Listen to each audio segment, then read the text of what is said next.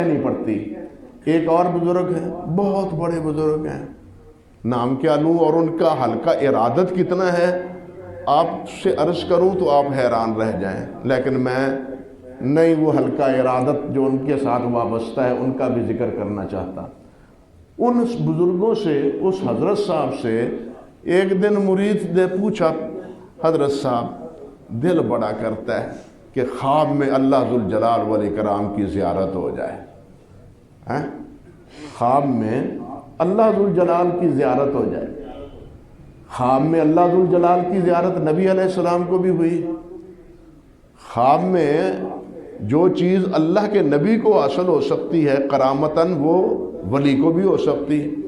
تو میرا جی چاہتا ہے کہ ایسا وظیفہ ورد سنائیں، سکھائیں کہ اللہ سبحانہ و تعالیٰ کی زیارت ہو جائے۔ حضرت صاحب فرمانے لگے ٹھیک ہے، آپ اس طرح کرنا، آج عشاء کی نماز آپ نہ پڑھنا، عشاء کی نماز نہ پڑھنا، بغیر نماز پڑھے سو جانا، تمہیں اللہ کی زیارت ہو جائے گی۔ اللہ اکبر۔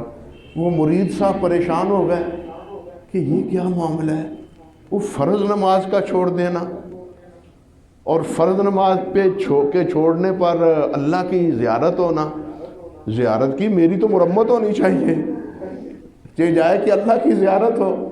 تو اس اللہ کے بندے نے پیر صاحب کی نافرمانی کرتے ہوئے یہ سوچا چلو سنتیں نہیں پڑھتے، فرض پڑھ لیتے ہیں، سنتیں نہیں پڑھتے فرض پڑھ لیتے ہیں، سنتیں چھوڑ دی، فرض پڑھ لیے۔ اب حضرت صاحب رات کو آرام فرمانے لگے، سو گئے، تو نبی علیہ السلام کی زیارت ہوئی اور نبی علیہ السلام نے فرمایا، او اللہ کے بندے، تو نے میری سنتیں کیوں چھوڑ دیں، میری سنتیں کیوں چھوڑ دیں، میری سنتیں تمہیں پڑھنی چاہیے تھیں۔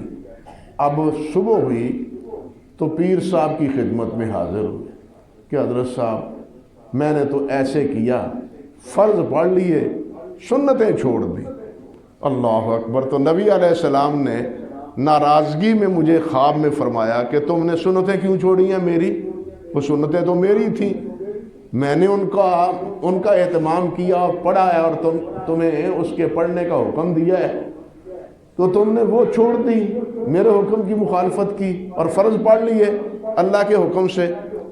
پیر صاحب فرمانے لگے بڑے نالائق ہو تم، اگر فرض چھوڑ دیتے تو اللہ کی زیارت بھی ہو جاتی، اگر فرض چھوڑ دیتے، سنتیں چھوڑی ہیں تو رسول اللہ کی زیارت ہوئی ہے، ذمہ داری حوالے کی میرے پر ہے، یہ سنا سنایا پڑھا پڑھایا کسی اخبار کا قصہ نہیں، کتاب بھی موجود ہے اور اللہ بھی موجود ہے، اللہ کے فضل و کرم دونوں